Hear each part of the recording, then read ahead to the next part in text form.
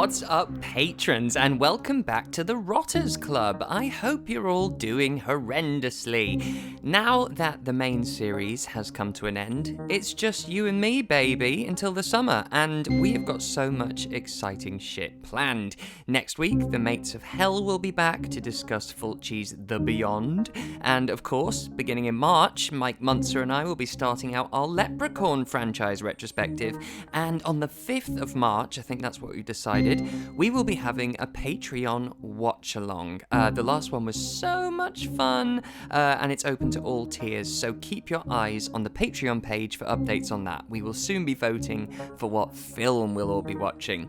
But this week, on the Rotters Club, we have a very special episode. Rotter Matt Cuss joins me to discuss the 1993 Ted Raimi and Ricki Lake chiller, Skinner, which is currently streaming on Amazon Prime. Now then, Matt is the first person to have signed up to our One of Us tier, which means he gets to not only choose a film to be discussed on Patreon, but he himself gets to discuss it with me. The tier is basically a 1-month subscription, which allows you to send a list of 5 horror films from any era for me to choose from, and then we work out the best time to record and the best way to record. And then you move back to your original tier, so the subscription only lasts 1 month. So Matt signed up as being on a horror podcast was a bucket list entry for him, and I'm so glad he did. He was such a joy to chat to, and he provided a list of movies that was seriously hard to choose from, but eventually I decided to settle on Skinner, as it's been on my list for a long time, and boy, it was so up my street. In fact, that I've had to order the 101 Films Blu-ray because it has now cemented itself as a standout in the early 90's dead zone, as they call it. The One of Us tier is limited to 6 subscriptions only, forever, and so therefore there are now only 5 remaining, and once they're gone, they are gone. So if you fancy joining me and giggling about your own favourite trash-to-piece, you know what to do. Now then, time to rip off our skin and delve into this atmospheric creeper with my brilliant first-time guest. Well, Father hadn't done such a good job of sewing her up. Like you always used to say to me, sewing is woman's work, son. Anyway, just kind of walked over to the corpse where my mother was, and I reached down and I pulled her face right off.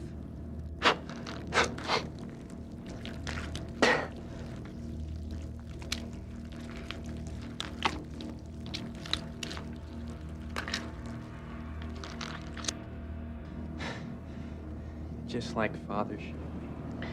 And then walked across to the big mirror Father used to keep in his room. And I looked at myself in it. Except that it wasn't me looking back at me. It was my mother. Matt, welcome to Brain Rot. What an honour. Thanks, Stevie. Likewise. I'm so happy to have you here. Obviously, before recording, you and I have just chatted for just under 20 minutes about dogs and our dogs, and how it's lovely to sometimes chat to someone else who has a dog, because people who don't have dogs sometimes don't understand how obsessive you are. And this is why today's episode is Dogcast. No horror whatsoever. Nope. Sure, all your listeners will be like, great. No, and I'm very happy to see you've got a Troll 2 t-shirt on, and I can also see Billy, I think, from Silent Night, Deadly Night action figure behind you. Oh yeah. Well, this has been a long while in the offing. I've been kind of setting up my office. I use the term very loosely, my office, but setting it up for work, and a lot of things that I've got from sort of conventions over the years, or people have bought me just in boxes. So now I'm just letting them all shine. So I'm having meetings and stuff, and people are going, "Why has he got that angry-looking Santa?" What is this? It's funny. because that's what I'm doing at the moment, because I got a load of shit in boxes, and obviously we had to move this recording because I had builders in, and because I'm getting things done, I'm getting everything out, I'm getting my figures all set up. So yeah, doing the same. Yeah. But since it is your first time on the show, Just be gentle I with want to me. go back. I will. But let's take it back. I'd love to know your in to horror. How far back can you remember when you were first exposed to it? This is really interesting because there's a gentleman at the moment in Manchester who's doing like a study on horror and people's kind of introductions to it, things that kind of stuck with them. I think it's mainly based around psychology, and I filled in the questionnaire for it a while ago and I forgot all about it, and then he just literally got in contact this week and was sent out the email. I've used these people's ideas and different things, because I don't think mine got chosen, and the reason I don't think a lot of my things didn't kind of tie in with, I was 8 years old, Freddie was, somebody lent me a Freddie VHS or something, I shouldn't have seen it and it scared me to death, and I secretly loved it. Because mine wasn't like that. Mine was like, I was definitely steered away from horror as a child. By your parents? Yeah, by parents, mainly, not necessarily actively, but it was definitely like, you're just not watching that. I was like quite a good kid. And I think that's the normal reaction. Yeah, to be fair. yeah, it is. Yeah, it should be, shouldn't it? Really, I guess. That's the responsible thing to do. Yeah, damn those responsible parents. What are they? Jeez, what are they doing? Thinking about my mental well-being. Censoring me. Yeah, I know. I remember. Funnily enough, I think there was. There was maybe a Cronenberg film when I was on holiday, and there was like 15 minutes of it that just scared me to death, and I was like, okay, staying away from that. I'd made that decision for myself. And then later on as an adult, I'd studied film and wrote a few bits of screenplays and got into like film festivals and asking questions of people. But horror was always something. And then all of a sudden I was just like, okay, I feel like I've exhausted every film I want to see. I'm going to start watching horror. And I'm not kidding, it was like, I sort of worked through decade by decade backwards. So it was like 2000s, 90s, 80s, 70s, 60s, all the way back, I suppose, to like Nosferatu and that sort of era, and absolutely loved it and just didn't stop. And now it's very hard to watch anything that isn't horror, or at least isn't, I think I had this conversation with you online, anything that isn't terrible. Like, I'll quite happily sit and watch a terrible movie from any era, any genre, than watch something average that's just been put on Disney or whatever. I always say that films have to be incredible or terrible. Yes. Anything fine is just like, well, that was a bit of a waste of my time. Yeah, if it's a 3 out of 5 stars or a sort of 7 out of 10, or this is a film with these people in it doing the things that they usually do, you're like, well, I'm okay, thanks. I'd rather watch, Hollywood chainsaw hookers. Yeah, exactly, yeah. Or just switch on like the Full Moon channel and watch, Evil Bomb 27 or something. Oh God, oh no, I can't. Listen, the later Full Moon stuff, I struggle a bit with, because I'm a huge fan of like Charles Band through the Empire years and then in the Full Moon years. But the later stuff, where it really relies on just scantily clad women and deliberately bad acting. I think I find they're trying to capture the unintentional magic of the early Full Moon stuff, which is, this is bad, but they're desperately trying to make they're trying to make a good right. film. Rather than like, oh, look at us making this really, really funny bad Isn't film. Isn't it wacky and zany? And it isn't. It's just not entertaining. It's like like to say Samurai Cop, or they made a sequel to it.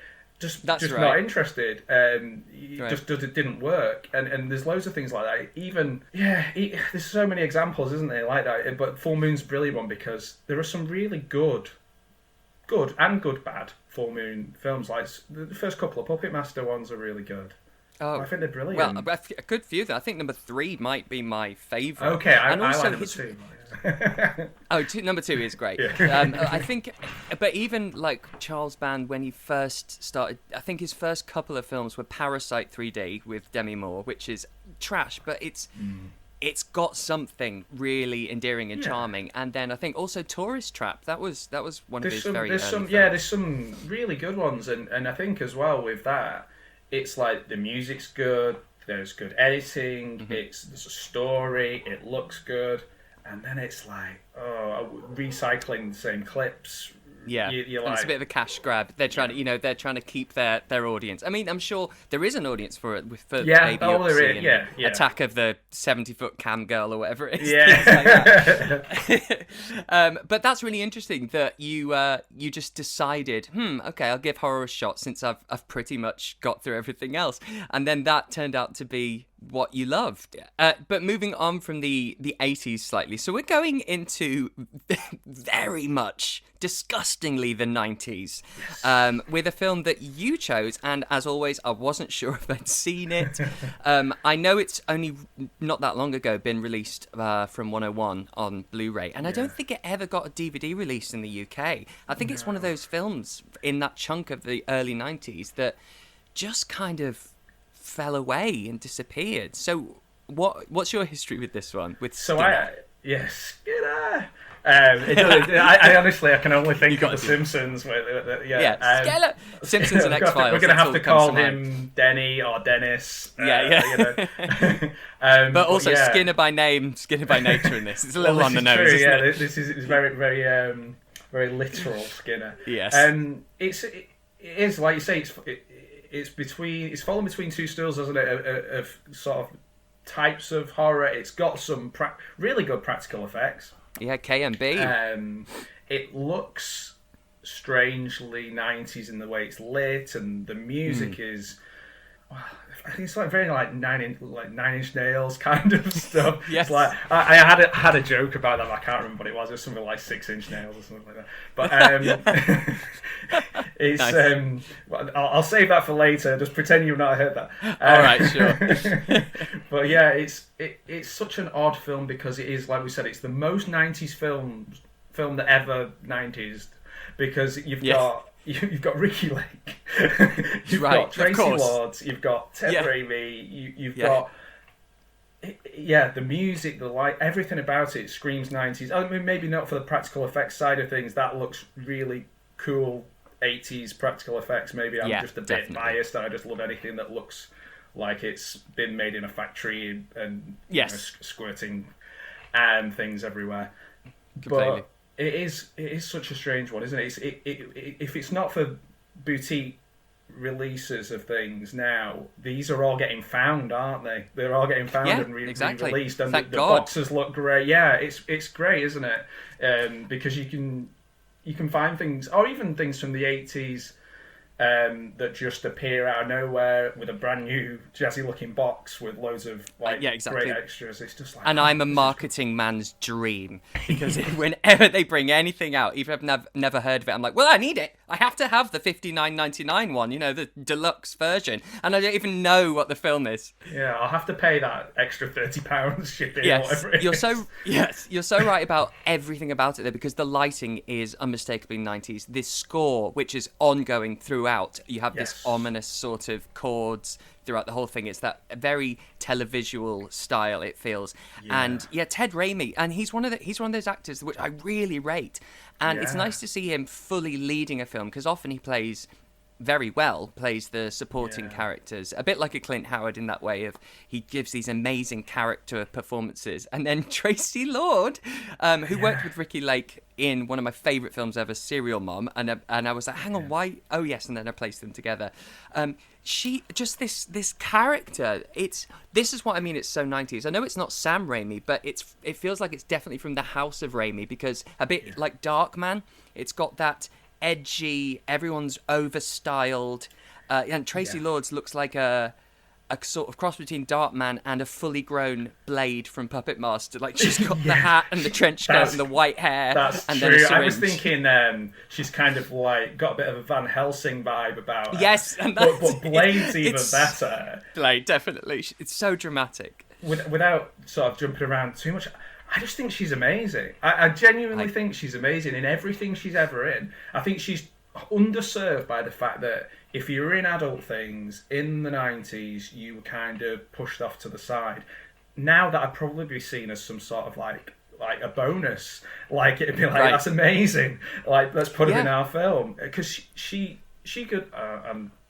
Could be controversial here, but she could play any role that Madonna has played in a film and play it better. I get that, and I did think of Dick Tracy Lords, I guess. But I thought of that. Love it. But I thought of that sort of era of Madonna when she was in things. I do think, they do make her suck her fingers, and whenever she's at home, she's in a skimpy lingerie for no one but herself, and so she does suffer from that sort of stuff. But she owns it, and she completely embodies this bizarre, dangerous character who is basically hunting.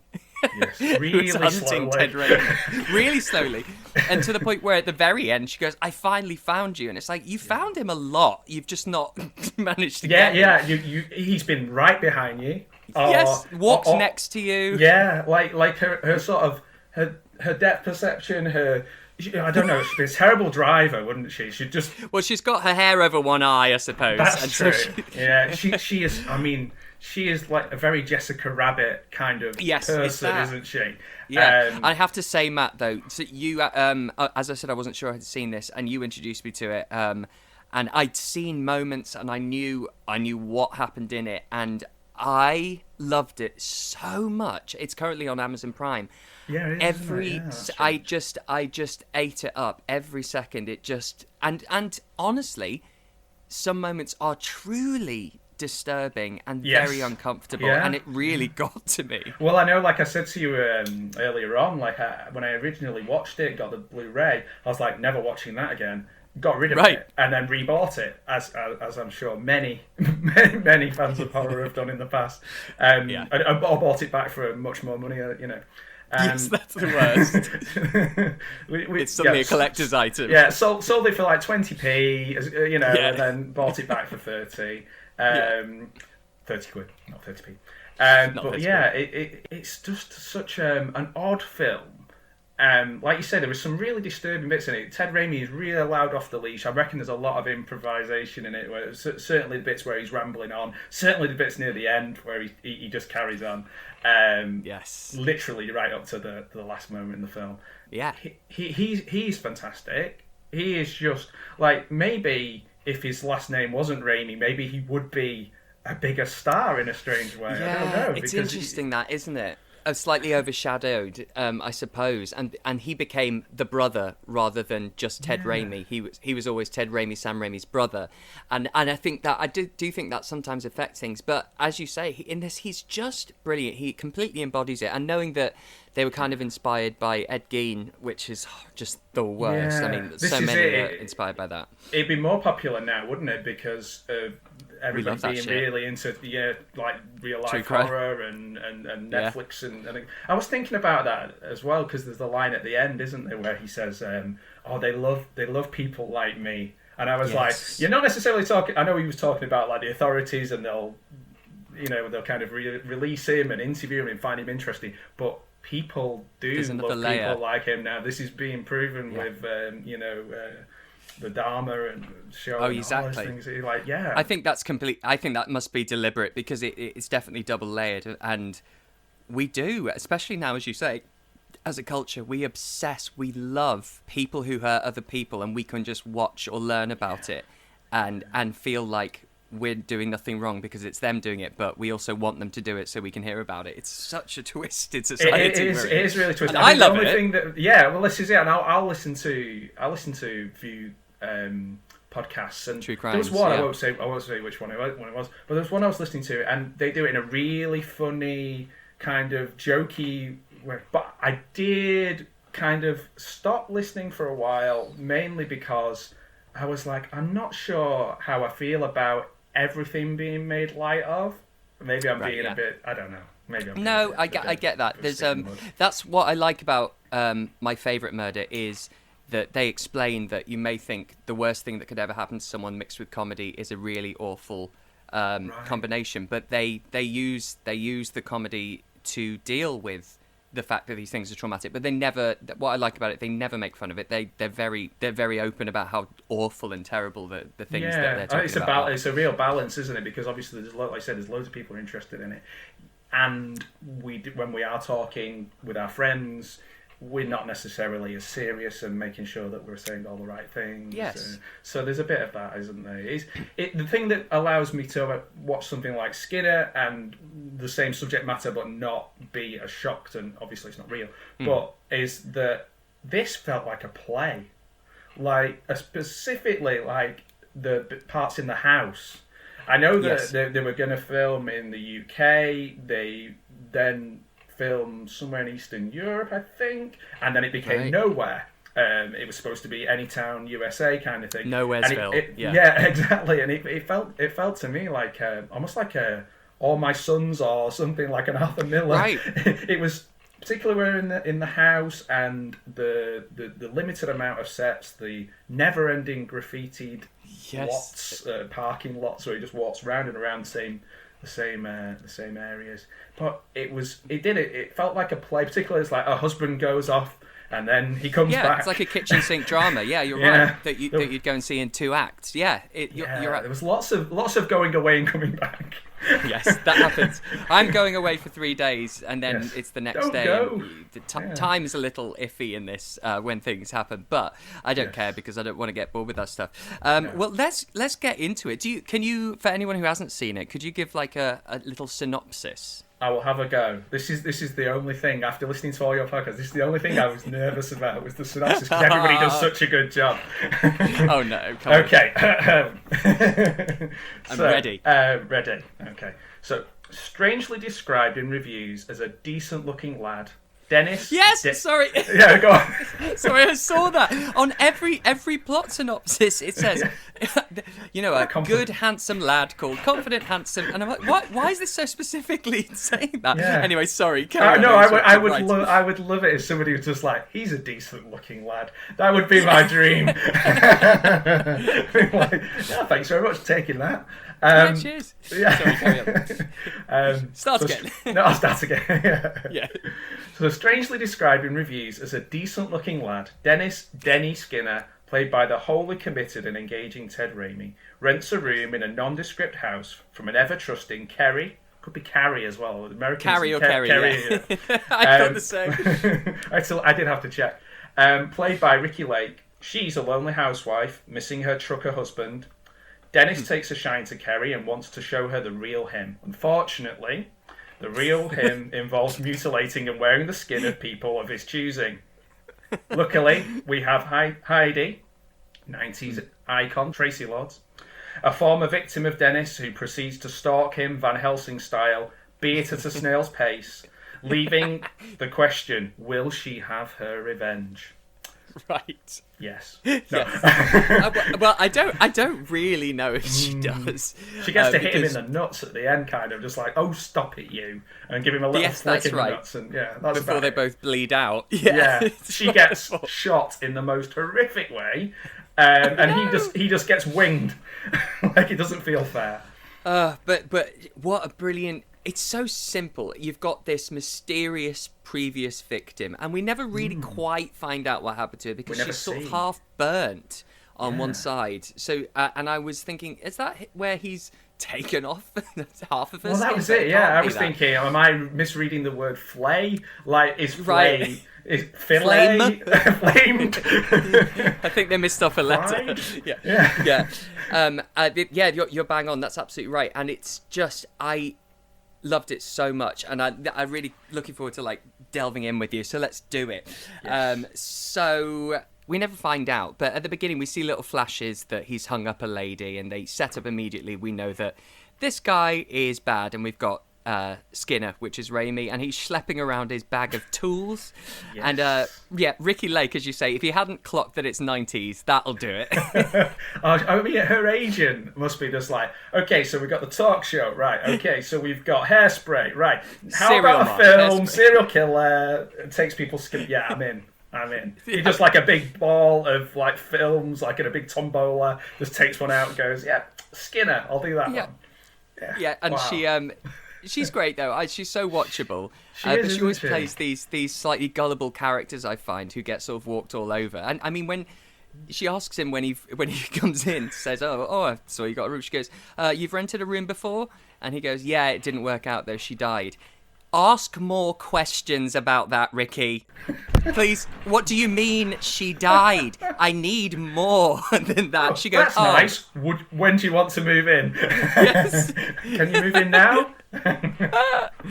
Help with your bag? Seems very heavy. Yeah, sure. Yeah, and she ends up doing his laundry and cooking. Oh, it's he ridiculous. is on to a good thing. I made a note of that. I was like, don't mess this up, Denny, because you've got food, you've got she'll do your washing, and she quite fancies him for some unknown reason. He gets that in the end, doesn't he? Towards the end. Oh, it's very odd that she just goes, oh, this guy's great. I love him. Yeah. I mean, we don't know that much about Jeff, the husband, do we? But what we do know is, if Denny is the alternative, things are not going well. Well, no, quite, because he's this. It's a little bit stereotypical. This blue-collar worker who's, I want my dinner on the table woman, and he's never there, and he just expects her to be the perfect housewife, and then he's also suspicious of Dennis Skinner. I mean, to be fair, he's on the money.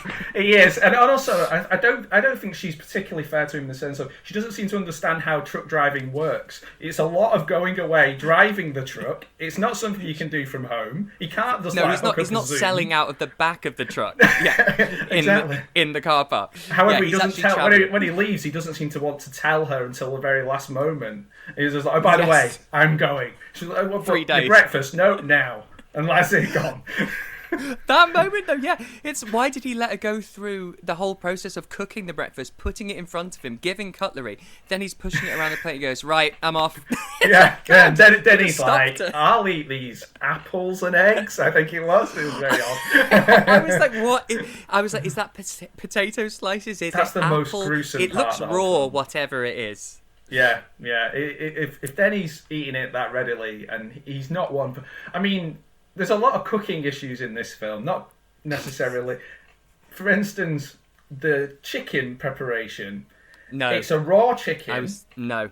And she's touching it and mauling with it, and then that's a good Wigan phrase from mauling with it. But so touching it and doing, and then when he helps her, he skins it, and she goes, "It'll be ready in 20 minutes." 20 minutes for a raw chicken. You're both dead. You're both dead. And not only that, he cuts it with a knife he picks up off the ground that she cut us off with. So it's got blood and dirt on it. And then he's just come in and he splits it open and rubs the raw chicken. The cross-contamination is beyond. Yeah, you would not get five star food rating. No way. No, and then 20 minutes in the oven. No. Yeah, quick 20 minutes. I mean, unless they've invented air fryers and gone into the future. No, that's hospital for both of them, I'm afraid. It's very, very odd that the food thing. I mean, for somebody who is obsessed with water, whether that is some sort of self-baptism and... What's that? It doesn't seem very clean. Not very sanitary. No, he doesn't. Because when he first moves in, he walks around the room very menacingly to ominous music, and then turns the tap on. And he really gives the water a good play with. He is. He's fixated on water.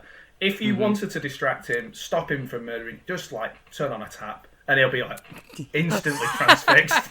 He just loves it. And he never. I don't think they ever really mention it. From the first time you see him, he's kind of walking in sort of water overspill pipe type thing. Yes, in this weird sort of, not a reservoir, but sort of spill out from the sewers in grey cinder block. Yeah. Yeah. When he's even there when. Heidi's stalking him from a distance where she could probably be seen. He's walking through water then, and she's just kind of looking at water as well. And it's the water thing isn't really. Maybe I'm overstating the water thing by saying it is about baptism and cleaning himself of his sins. I like that. And others. I don't know. Maybe not. No, I like that. They just think it looks nice. Yeah, because the bit where he's telling the story about his father, because apparently that skinning is hereditary. Skinning humans is because his father did it to his mother. It's a familial kink. And it's interesting. You'd think somewhere there that's where the water would come in, but I actually kind of like the mystery of why does he always have to be touching water? It's like he's either walking in it or putting his hand under it or pouring it over his face while he's drinking it. He doesn't explain I like that. the baptism. He explains everything else to his victims during the murders often. I do think some of that is just literally he's thought of that in the moment as he's doing it. Yeah. Some of it's probably, and it works. It works. I mean, the thing about his dad, you're like, okay, Dad did this in front of him. He then dresses, has his mum, puts on his mum's skin himself, and is he trying to then? Because it made me think of like, Pieces? Yes. And I was like, okay, that made sense in a story way. It was like piecing together, whereas this doesn't in the same way, does it? This is more like, I like it because I just like doing it. Because when a guy pisses him off slightly at work, I'm going to skin you as well. And you're nothing like my mum. You're a big boxer guy. that bit was interesting because obviously throughout this he meets a lot of ladies of the night in the day because they always seem to be all in the day and all around this same reservoir and the same wall of graffiti. And we don't see it for a while because we'll get a flash of skin being sliced, but it won't, in that very 90s way. I was thinking we're not going to see anything here for quite a while. I was like, we're not going to see, and then when he gets into it, we really do see. It's like anatomy class. that sort of brick wall with most amount of graffiti you've ever seen in life. It reminded me a bit of, this is ridiculous, but Prince's video, I think it's Alphabet Street. It just reminded me of kind of like you've done it for a set for a music video of like just put the graffiti over there, or a 90s rap music video. Or like New Kids on the Block would be stood in front of that looking hanging off. They would be definitely doing that. And it's such a small area that there's a part where he's attacking one of his victims. Heidi tries to stop him. He just doubles round and goes back around her.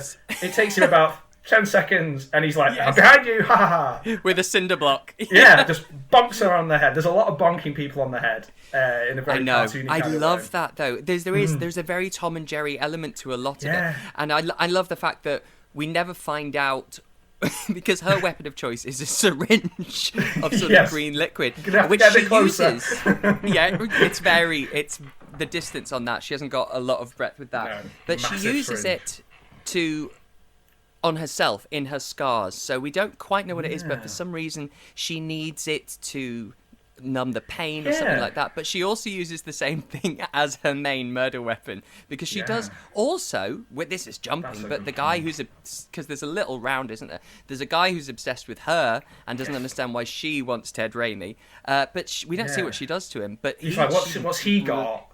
He does really good intel in following Dennis once, finding out where Dennis lives, and then like, unless you have sex with me, I'm not going to tell you where he lives. Surely she could have worked that out for herself. She's been following him for days. I know.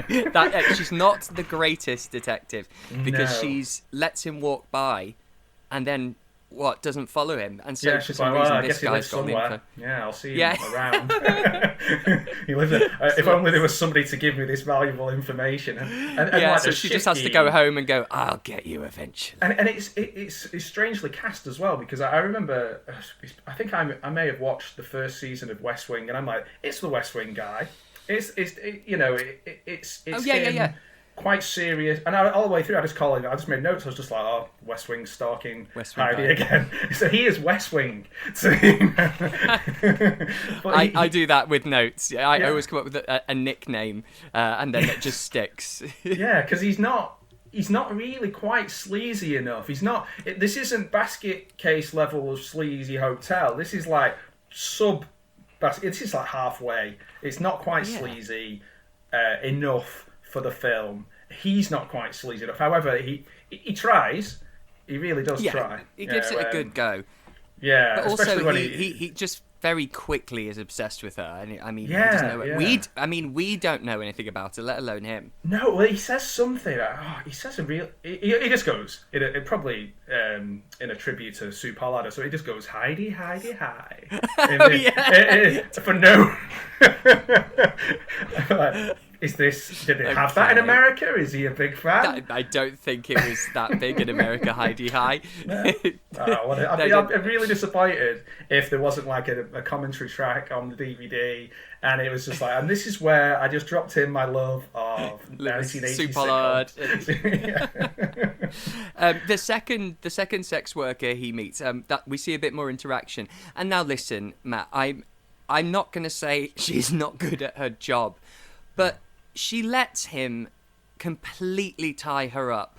Yes. And I understand it's her job and she's probably been in positions like this before, but he's not the most normal acting guy, and she ties her own feet to the bed and then he does her hands. And yeah, she's like, let me help you murder me. Yeah. Occupational hazard, I'm sure, but it feels like a misjudgment of the situation. It gets me all the way through, because every time it's not very male gazy, is it? It's not like, it's quite clinical. It's not like, hey, check out these prostitutes as it's not. And I think that's quite good. I know right. That's quite good. I think that's quite unusual, and you're waiting for it to be quite.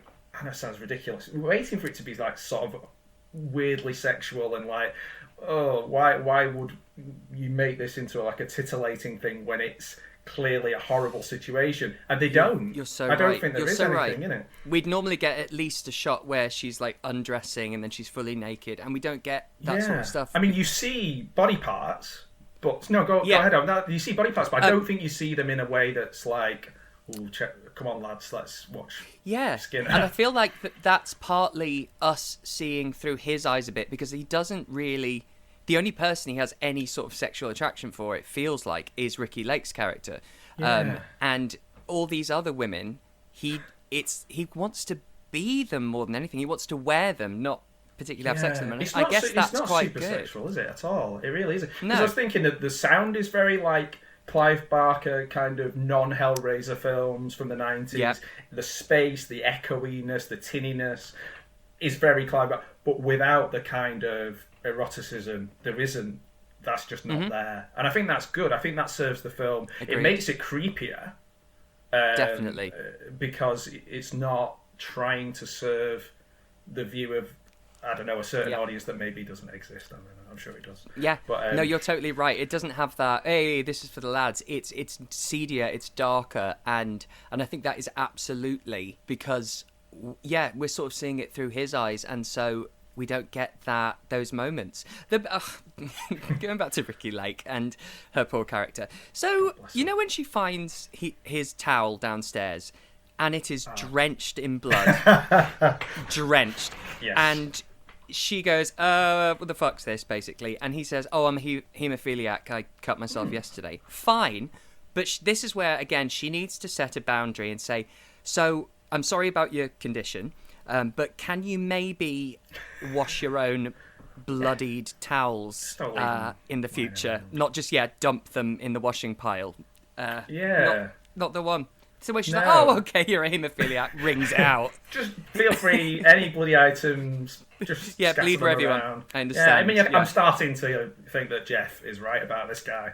But then again, it wouldn't matter who moved in, though, would it? Jeff wouldn't have liked it. He was just like, you're moving a guy in. I know we agreed to put the advert in the local shop, which is a strange way of doing it. I guess there wasn't the internet, but and it's a very small area of one street, one factory, and just grey sewage walls. So there's not a lot. So you say yes to anyone, I guess, which is what she did. He's not happy about Denny moving in at all, which is fine. I get that. But then you can find other reasons once he's moved in that Denny's not the perfect house guest, and that's number one, really. The bloody items of it. The bloody towel. Them. Yeah, she goes, "I'll wash this. I'll make you tea. I'll check on you in the bath, make sure that you're okay, you're not drowned in there or anything." When you all that, and even and I think it's after she's gone about the towels. It's then he drinks a glass of water, but he pours it all over his face, and he's trembling. And this is any rational person. I think this is the point where you go, do you know what, mate? I'm really sorry. I know you've only been here a day, but I don't think this is going to work out. I just... I don't. I know. I don't care how much she needs the money. marital struggles, I'm not sure are a reason to just have this guy in the house, or any guy. Maybe it's just any guy. I need a guy in the house. I just need a guy in the house. I don't care. Serial killers, fine. Yeah, serial killer. She's wading through blood and water, and she's just like, it's all right. Yeah, it's a red flag. It is, and I mean, one thing I will say for Jeff is a trucker who wears a trucker cap, which I think is admirable, because most people I see who wear trucker cap, they're not truckers. So, especially during the trucker cap peak of sort of early 2000s. Early 2000s, Von Dutch and all that, yeah. Yeah. Trucker cap with a trucker. It's like a cowboy hat on a cowboy. It's exactly. It's the full... So, I mean, I'm desperately trying to find positives about Jeff, because we don't see a lot of it. I mean, and like I say, she doesn't understand the fundamentals of truck driving. Like, he has to leave, he has to drive away in the truck, and if you tell him not to go, he's not going to get paid. So she complains though. Oh, you're always away. Yes, to pay for everything. Yeah, I don't know. Sorry. Obviously, just thinking. When you mentioned about tying the prostitute to the bed, or tying herself to the bed, the colours in that scene, it was like all reds and purples, and I was thinking, this is like almost like an Argento. Yes, really. Very. And I'm not saying it's on that sort of level of but Italy got this film 2 years before the USA. I'm just wondering whether they just showed that scene and were like, "You're gonna love this, guys. This is a giallo." The light. Actually, but it does have that giallo tone to it, doesn't it? And you're right about the lights. And yeah, I saw that. I think it was 93. It was officially out, but that most of the Western world didn't get it until 95 or something like that. Does she wear gloves? Does Traci Lord wear gloves? I can't remember. If she like black gloves, if she's wearing black gloves, then we've to cover up her. She does to cover up her burns. Yeah, there you go. But in his, we also say, so he gets a job and he lucks out because attached to his place of work is basically an abandoned torture chamber just ready for him. Yeah, that's really handy. I mean, he does a really cool thing when he gets his job. Obviously, it's mopping up, but you got to give up for Denny, right? Denny wants a job. Within a day, he gets a job. There's amazing. Not a lot of people with that sort of attitude to just go and get it that day. You've got to. Yeah. I mean, you can ignore all the other things about him, and there are many. Yes, but I suppose that's pulling from other serial killers that we know of who have the charm and can talk their way into anything, and he definitely has that, doesn't he? Because he gets the job. Home. He dances with the mop, which I think is a really nice sort of jokery kind of thing that he does. Because he does like the hooting, laughing as well. So some of it's quite big, and like I was just thinking, what if it wasn't Joaquin Phoenix? What if it was Ted Raimi as the Joker? I'd watch that. Yeah, why not? And then I was thinking, who would play Skinner? So I don't know. Nicolas Cage? Not Joaquin Phoenix. No. I think Cage would be too much. I think he'd go way too into it'd be a vampire's kiss kind of which is awesome. Which is amazing. Yeah. I was going to ask you. What do they do in that factory? I don't know. There's just people in there, and they're usually clearing up like they've just done work, but we have no idea what the work is. Security guard. We need a security guard. Security guard with a dog. For what, though? Because that suggests there's something valuable or worth breaking in for. But from what I see, all it is a locker room with an adjacent abandoned torture chamber. Yeah, I mean, I was thinking. Again, note taking. I was like, I just called it the Cracker Factory. I was just like, it's the Cracker Factory, mainly because of The Simpsons, the Skinner, and then I thought, I started going down the line of Milhouse's dad, and I was like, okay, this is ridiculous. This is not. I'm not watching an episode of The Simpsons. So the strange thing about the Cracker Factory, again, there's only one man that works there. He very, very mildly bullies Denny. And I mean mildly. He hardly says anything to upset him. He just says something like, "You're stupid," or something like that. And Dennis is like incandescent with rage. I'm going to kill him, and I'm going to wear his skin. This is, for me, and I don't want to jump ahead too much, but for me, the most problematic part of the whole film. I feel it's a bit Al Jolson, a bit it is blackface, a bit an opportunity to kind of do a stereotypical voice. Does the film need it? No, probably not. It doesn't make any sense because it's not a woman. It's like his mother. It's just all over the place. I wrote down, I really want to know what Stevie thinks about that because it was so weird. Yeah, it's I was the same. The thing is, I had two feelings about it. First of all, I thought it was very problematic because he skins the African American guy, puts on his skin, but then does this very stereotypical African American accent, and he changes his persona, and it's all very, very awkward. But it's also terrifying. It is so unsettling. The fact that this is the first time we've properly seen him wearing someone's skin. We've seen him sort of in the shadows doing it, because we've seen him when he's had the bit where he's skinning. We actually see him finally skinning one of the sex workers, and he's telling them the story about how his dad did it to his mum and stuff, which we've kind of covered. But this, where he's wearing his skin, and he's leaving bloodied footprints behind him because he's got his feet skin over his own feet. It's absolutely the stuff of nightmares, and I wish it wasn't so problematically played. Yeah, because there's a space for something horrific in that part of the film, isn't there? I know what you mean, but it's weird as well. And also, isn't it? It's kind of cool in the sense of there's broad comedy, and it's really broad. It's like he's shouting, "I'm Earl," and like it's almost like Papa Lazarou or like I don't know if you remember. There's like an episode. It's just that kind of weird. There's an episode I think of Uncanny, and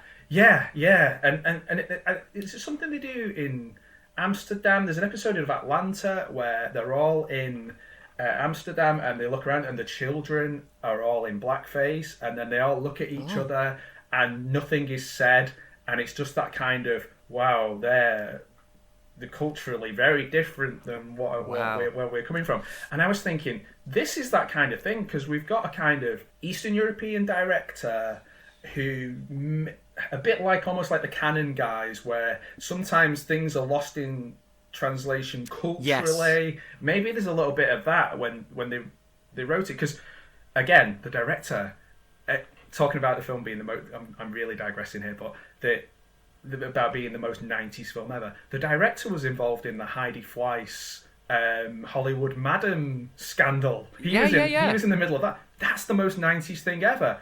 Traci Lords, Ricki Lake, Heidi Fleiss. What else? Literally, we just need a few people from 90210 in there. And we're sorted. We've covered the 90s. Yeah. Completed it. But it is that. I think it's also... I mean, there's an argument to go, well, it's because this is through the eyes of the serial killer and he's inappropriate and he's taking on this. Yeah, and I'm not on that boat. But also, it is 1993. And this was so normal, this sort of mockery of people from other cultures. I remember Rusty Lee on Breakfast TV, who was always mocked, and people would... I remember once someone pulled a pair of tights over their head and came next to her and started going and doing an impression of her, and she was laughing. And so that's what the early 90s was, and we were none the wiser because we were told it's all right to do that. Yeah, it's definitely... So I'm sure...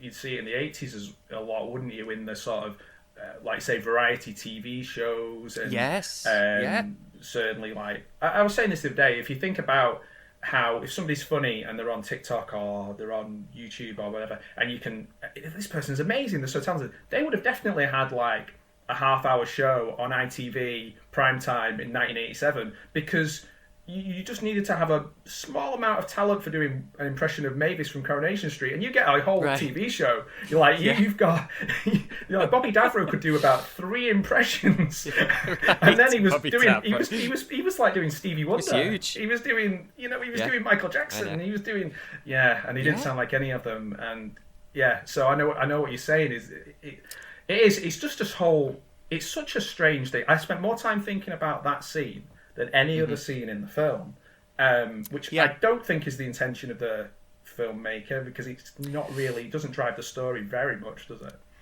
No, but it shows us the madman, and my brain is in this sort of dichotomy with it, because I think it's incredible, but really, really misjudged, and so I'm so torn with it because it's not appropriate, and I understand it's a serial killer, but it made me feel incredibly uncomfortable on two levels. And I think, that I'm sure they were trying to do, because the fact that it's kind of genius to get the dog, the police dog, to get off his back. He rips off one of the arms, like the skin of the skin suit, and he uses that like a bone to throw it to distract the dog. And the dog loves it, and you get the proper sloppy sounds of a dog really enjoying its food.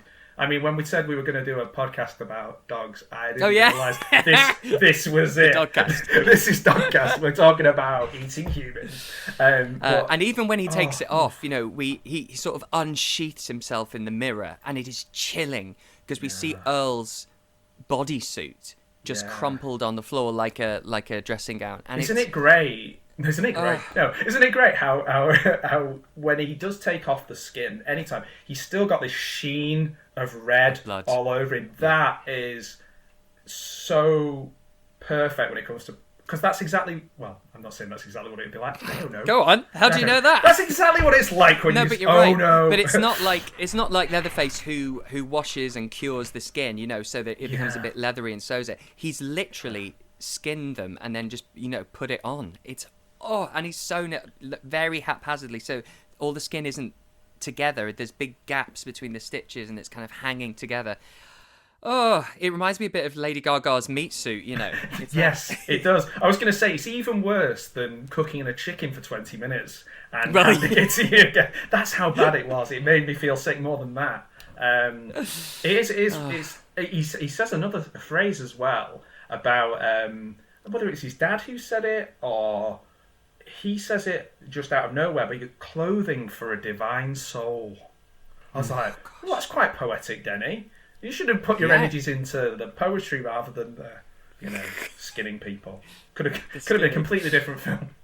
Oh my goodness. But he does, obviously, because Ricki Lake's character, Kerry, she is lonely because her husband's been away for about 6 hours, so she's desperately lonely, and he's off trucking, and need a man. So she wants to go to bed, but he goes to her and he beds her. I mean, again, as you were saying earlier, normally we'd see a bit of the beginning of a sex scene or something, but they don't, because it's not focused on that. And in this also, film. You're right, and I'm obviously not very good at picking up on signals, because I just believe that she was tired. Like she says, "Oh, Dennis, I'm tired. I might just hit the bed, hit the hay." And she sold that so well. I was like, "Yeah, you should probably get some rest. Like you look really tired." She's Ricki. crying. Yeah, and what she means is, "I'll see you in 5 minutes." Like I totally didn't get that. I was like, okay, Kerry, yeah, you go. No, he was very perceptive. He picked that up, and no one else would have. Very good for him. Because he spends. That's a very short scene, isn't it? Where they get together. He spends more time as Earl, who we barely know. We know he's a boxer and he works in the ring, and he's not very nice to Denny once. He spends more time as Earl than he does in that whole scene, kind of wooing Kerry. Kerry. How shocking would it have been if he'd have dressed up as Kerry and I thought Jeff came home?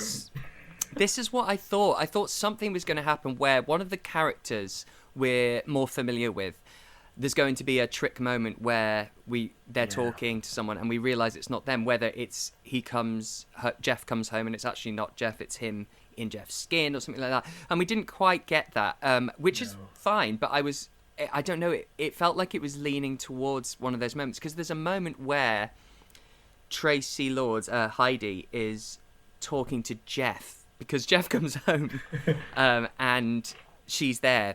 Finally, she's tracked down his house, because she's also killed the guy that was obsessed with her, because he's no use to her anymore, massively, because he's covered in blood. Well. And the shadows on her face when she's talking to Jeff, it looks like her eyes are hollowed out, and I thought, oh, this is it. But then also Jeff doesn't know who she is anyway, so why would he need to trick? And that's the darkest part, not tonally, but literally.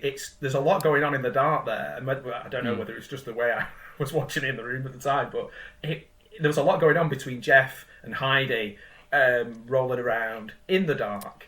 There's a scuffle. It felt a little bit like there was something maybe missing. It could have been. She reveals to him, she goes, "This is what he did to me." She takes off her wig, and then we see that she's completely burned all down one side. And I don't know why she's choosing Jeff to confess and sort of tell her sort of trauma to. But I think she stabs him with a syringe. Yeah, it's great. It's great that she takes that wig off, I think, as well. Like, she's not the sort of, I must look beautiful in this film. Like, I must look a bit, you know, she's wearing, she's interesting though, isn't she? Because she is beautiful. Like, you can still see she's beautiful. She's got all these, you know, things that Denny's obviously done to her. But she's also got, like, the lace gloves, the white top. Very Madonna, actually. In the lace gloves, she's very like, early Madonna. I think that's really brave of her. It's like, I'm going to wear the ball cap in this. You know, I'll do it, Because I don't know if many actresses at the time would want to do that. I mean, I think she made great choices, and this is obviously it's almost like she's an anti-superhero in this. She's got that Darkman element that I mentioned, or Van Helsing, as you say, and it's just what a cool, unusual character that you wouldn't normally get as the female lead in a 90s horror. Normally, she's not very much one way. You can't. No. It's like she's dead serious. She's not very, camping it up, or she's taking it really seriously to the point where you kind of thought, oh, come on, Heidi, you need to be a bit better at this job. Like, you've dedicated 5 years. 5 years. She's been tracking him for 5 years. Has she been this close for 5 years and just when did only she now? set off? Like, literally the moment he finished skinning her, she's like, I'm going to track this guy down. See you in 5 years. Oh my word. Always only about 8 meters away from him, but for 5 years, just can't do that extra 8 meters. Just can't get that last little push. But she, because obviously he's in the work-adjacent torture chamber, he's tied up Ricki Lake, and then she comes in. Heidi, she finally comes in. And what do you think of this final ending? Because we have the policeman coming in as well, or the security guard, and it's just not what I expect at all. This doesn't head where you think it will. Denny's been in a really good mood since he killed Earl. He's like super, like great mood. He's like really chip. Yeah, he's high. Exactly. He's like he eats Jeff's breakfast. He's just having a great time. But it's just such an odd end because it feels a little bit rushed. There's lots of sedating of people for no apparent reason. It's like getting a lift from him, drive through the gates, sedate him. He says help. Jeff says help to the security guard. The security guard instantly knows that's because Denny's got people in the torture chamber, and he goes, I know, I'll go and get my really 100-year-old musket. Yeah. I'll get this gun. I showed it to Denny early on. Denny's like, well, don't use it on me. Yeah. And Bob comes in a shooting, literally no questions asked. Bob is, I like to call him Bob. Bob the security guy. Yeah, I think Bob he is from Bob. Security. He is Bob, isn't he? I was just wondering if it was just a placeholder. I actually don't know, but it sounds Bob. right. I think he is Bob. You can re-edit it and put in his actual name later. Skinner gets a leg blast. Ow. Okay. But Heidi gets a big circular cartoon-style Elmer Fudd massive blast through her stomach. Yeah. And that's not fair. I don't think that's fair. And as you say, he goes in, well, literally all guns blazing, and he doesn't suss the situation really before pulling the trigger. He's just like, oh, there's two people here. Yeah. Bang, bang. Like, they're done. And it is a very strange ending because there's no, well, in a good way, there's no victor between the two who are sort of battling each other. But the person who ends it all is someone with Bob. Like, who the fuck is Bob? And it's just, I do kind of like the ending that they both are sort of bickering as they bleed out. Yeah. And they, and she, I guess, is kind of like, her quest is complete, even though she didn't complete it. But it's such a strange ending because I was expecting at least one more skin-wearing moment. There was something, you were waiting for the really big sort of finale. Reveal, Yeah, because it was, like you say, they're bickering. He's saying more than she's saying. He's definitely just rambling away. He's like, in the moment. Ted's just like, I've got 12 things I want to say to Skinner before this film ends, and I'm going to say them all. And he does, and it's really funny. And I genuinely wonder if she was just like, okay, Ted, and just playfully bats him in the testicles at the end, because she was just like, okay, stop, we're done. Just die. That's quite funny. It undercuts a lot of it, but it is funny. And Kerry just goes, "Oh, get all this skin off me," and she just goes, "Ugh," like that. Oh, Yes. Get it. Just one of the skin suits drops on her. Yeah, it's just like, oh, horrible. So the two quite comedic moments at the end, when it's been a relentlessly dark film, with a couple of moments, like say, of real heightened humour from Denny. And it's one of those, isn't it? It's like when somebody watches, I don't know, say Terrifier.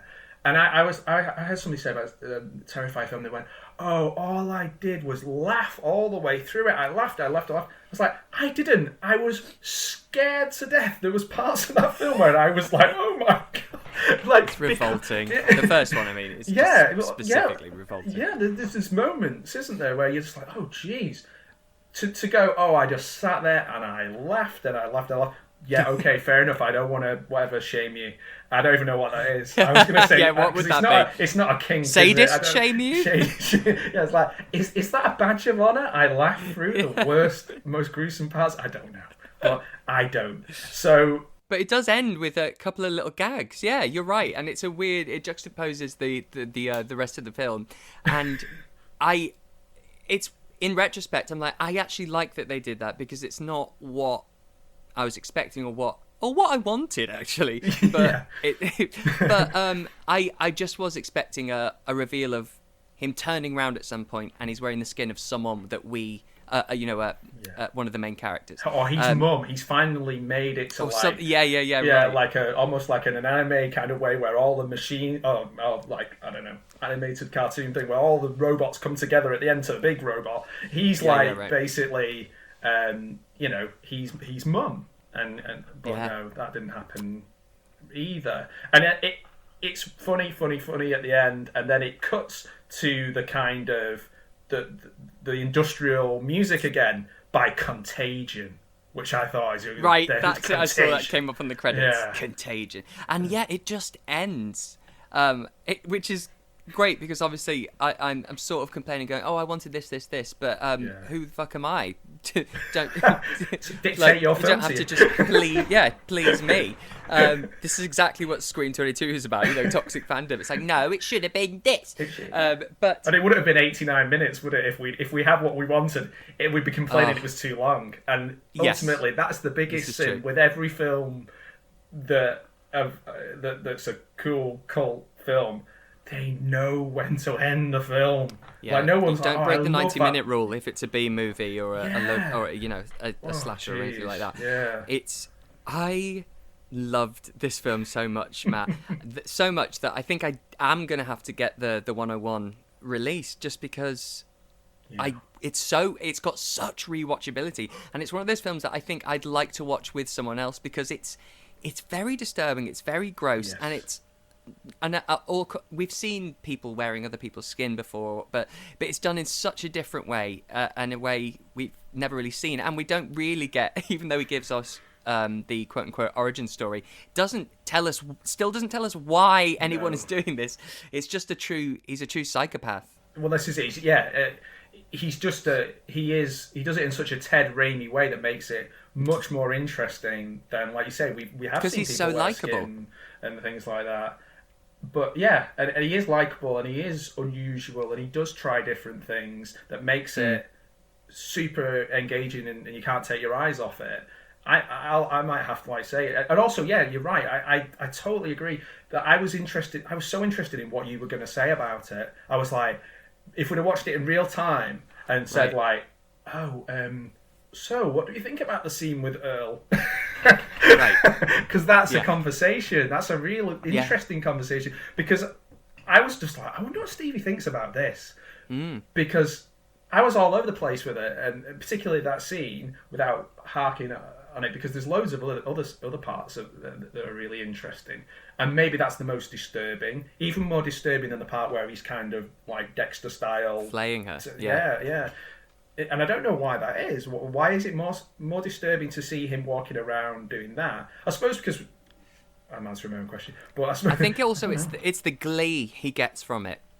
Because when he's fully complete when he's wearing someone else's skin, and that's the most creepy and I was going to say gets under your skin, but that's probably not. It literally does. It's he just becomes a different person, and he's so happy when he's wearing someone else's bloodied skin. It is very cartoony, and as I say, yeah, I think it would have just creeped me out probably in the 90s when I wasn't as culturally aware.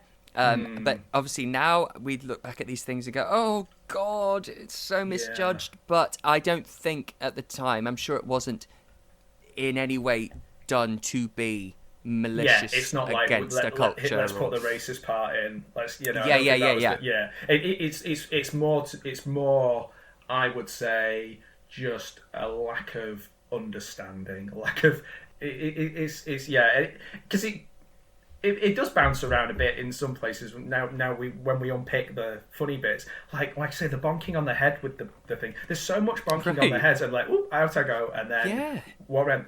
That's not something you see in a lot of horror, other than like really high cam or really old. So it's not, is it? It's no. But he's like hooting and hollering and going ooh, and running away. Yeah, I love that. I absolutely love it.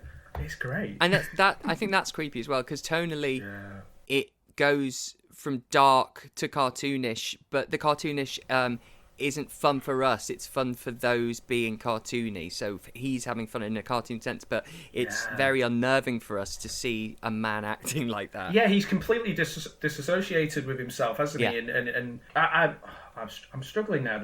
The definition of a sociopath and a psychopath. I think he might be a sociopath. But I don't know. And he is. Yeah, because he does. Well, does he have empathy? He likes Carrie. That's the bit that would point me towards sociopath, because I mean psychopath, because he does have feelings, doesn't he? And he does have emotions. I wish I hadn't said this now, because I genuinely. I'm just going to show how uneducated I am. But look, neither of us are MDs. We can't. I can't diagnose him, but I know he's one of the two, and he's not quite right in the head. So let's just leave it at exactly. That. And I think we can. You know, we were on it with all the 90's references, so I think that's the most that people can expect. Yes, exactly. What a film! I don't think it's for everyone. I don't think everyone would get what we get from it. I think it's for. It's for us. It's for us type of people. That's terrible English, but and I'm just really excited. I hope that patrons go and watch it, because it is on Prime, before listening to our chat, because it's really one that has gone under the radar for a long time, and I'm glad it's readily available now. Well, it'd be good if to see comments that people have of it in 2023. Yeah, if you've seen it for the first time. Or even if you've just revisited it and you maybe saw it, if you didn't have parents who steered you away from horror to come full circle and just sat you down in front of Skinner, cup of cocoa. I wouldn't call it a gateway horror. No, it's not. It's not even like one that you would say. Oh, in primary school everyone was talking about Skinner. No, it's not really the thing. It is, though. It's worth seeing. I'm not even sure if I actually, because like I said, I've just moved house, and I'm not sure whether I've got it anymore or whether I need to re-buy it for the third time. Now, is that a sign of a great film, or a film I just can't decide whether I like it or not? I think that's the sign of a sociopath. That's it. You got it. There you go. You got it. Yeah. But I do need to own it. Put a little brain rot sticker on it. And keep it in the special folder of films to show people when they just come around when I barely know them. Yeah, yes, and wash their bloody towels. Fantastic. Listen, Matt, thank you so much. I've absolutely loved chatting about this with you, and what a blinder of a film to choose, because you have to talk about it. It's one of those films where you're like, I need to discuss this. And that's, you obviously listen to Brain Rot, so you know this is the exact kind of perfect film to suggest, because it's brilliantly discussable. Yeah, it's one of those, isn't it, where you could break down little scenes in isolation and really go through it. If people watching from 101 want us to do the commentary track, Yes, please. I'm available. Stevie, We'll happily. you're happy to? I'll happily watch this again and talk about it all great. over again. Yeah. Focusing on the dog, which we didn't get to talk about much. Well, that's funnily enough. That's my only note that I didn't say. So I really felt for that dog being off ill from work the next day. Like, poisoned meat. Yeah, poisoned meat. It really made me sad. I was like, Me too. Well, as dog owners, obviously, I mean, I've always loved animals and obviously hated animal cruelty because what kind of person likes animal cruelty? Exactly. But once you have a dog, once you become a dog parent, I am so sensitive to animals' pain. Yeah. It is excruciating for me. Anything, any animal being treated. I remember I saw an anaconda being removed on one of those nature documentaries, being removed from someone's house, and they removed it so aggressively, and that made me really sad. I'm just this mess of emotion when it comes to totally any living creature that. now. There's two two moments with that recently that I would totally get on board with. One is the Banshees of Inisherin. Yes. The pony. Yeah. I stopped because I googled what happens to this pony because he loved it too much, and I thought something bad's going to happen. So I stopped. So I haven't seen the end of it. However, I do think they all deserve Oscars. It's a wonderful film. But even though I've only seen 2/3 of it, and I'm unlikely to. And it got me thinking. There's a part in Harry and the Hendersons, I think 1986, 87, where he throws the Jack Russell. There's a bad guy. Yes, I remember. The Jack Russell, and I was like, I can't have that. I can't. I know there are websites. Is it Does the Dog Die or something like that? Yes. You always check that. Yeah, these need to be shared. Yeah. I knew we'd come back round to the K9 chat. Thanks for joining us on the podcast. Yes, we'll see you next time. Loved it. Loved the film. Loved chatting to you. This has been absolutely fantastic. Thank you so much. And I hope you have a wonderful life. No, but I'll talk to you soon for sure. We'll stay in touch. Yeah, no, this has been stay great. in touch and definitely, I've really enjoyed it, Stevie. And if you have people you want people on who know less about film than the people you usually have on, I'm your man. Okay. You're my man. Absolutely. Thank you so much. Take care. All right, thanks, Stevie. There we go, Matt, you absolute beauty. I laughed so much with you, and I love talking dogs with you almost as much as I love talking about Skinner. Thank you, Matt. Thank you so much for signing up and supporting the show. It means the world to me, and I hope you're happy with the episode. I certainly am. You were so wonderfully prepared and charming and funny, and yeah, I had a brilliant time. Who will be next to grace me with their rotting presence? If Matt's anything to go by, I can't wait for the next one. All right, rotters, toodles!